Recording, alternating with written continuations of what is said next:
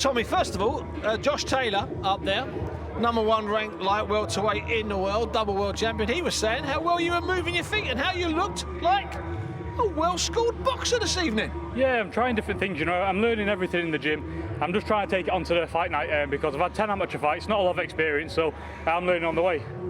You know, sometimes, and I talked to you the other day about this, you're in a bit of a no-win situation, really, Tommy, aren't you? You're a big boy, you're in a no-win situation because you box sensibly, you take someone out cleanly, people will complain. If you had 12 hard rounds, I think people would complain. You know, I'm in the public eye, and no matter what I do or say in this life, everybody's going to have an opinion, so I don't really worry about that.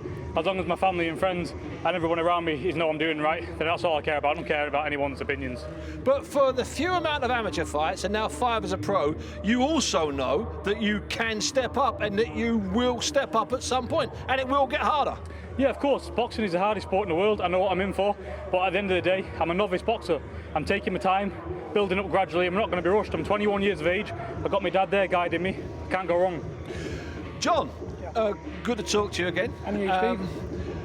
In fact, it's lovely to talk to you. John, I thought that he looked like better schooled today. Is that a fair assessment of what I saw today? Yeah, well, he's had some quality sparring, plenty of rounds of sparring, and we've been taking our time looking for the shots we need to take him out with, because he's a big puncher.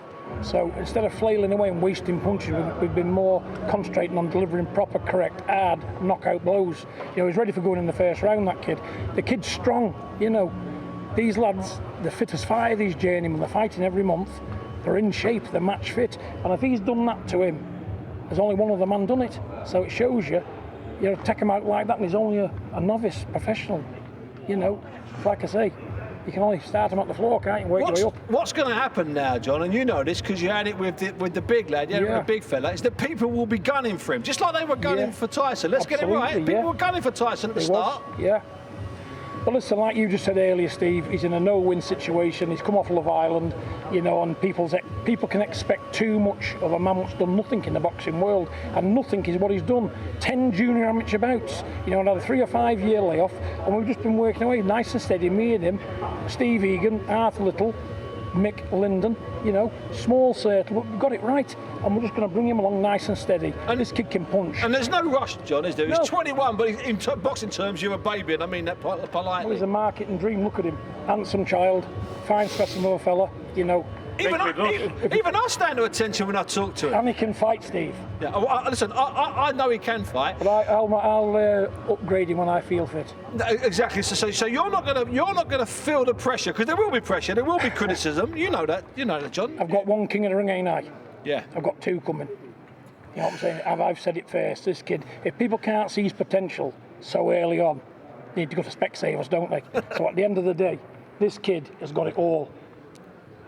Tender loving care, match right, moved along steady, he'll do big things. And John, just before I let you go, I mentioned the big lad. How is the big lad at the moment? Absolutely on fire. I've never seen him as motivated. He's training all the time, you know. Can I just say one thing on national television? Of course you can. Forget how my son looks. If he trained for the next 10 years, but he'd be the same. But let me tell you something now, he's as strong as 3 men.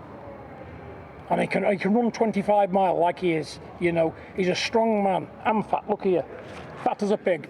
But I can run 10 mile, I'm an old man, 56-year-old. I know you can. Forget shape, because if shape done any good, you know, there'd be more bodybuilders, you know, winning world titles, wouldn't they? You know, he don't lift weights.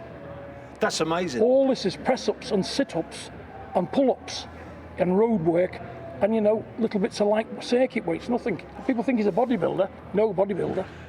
John, thanks for that. Finally to you, Tommy. Well done again tonight. You did what you had to do, and you did it absolutely perfectly. How many bouts would you like this year? As many as possible, but I'm going to leave that up to Uncle Frank and BT Sport. But whenever I can get out, I'll be getting out, because experience is what I need, and that's what I'm coming for. Experience is what I need, that's what I'm coming for. You've seen Big John, you've seen Big John's belly, you found out all sorts of things about the big lad. Paul, what a lovely afternoon we're having. Fat wins world titles, and my son Tyson proved it.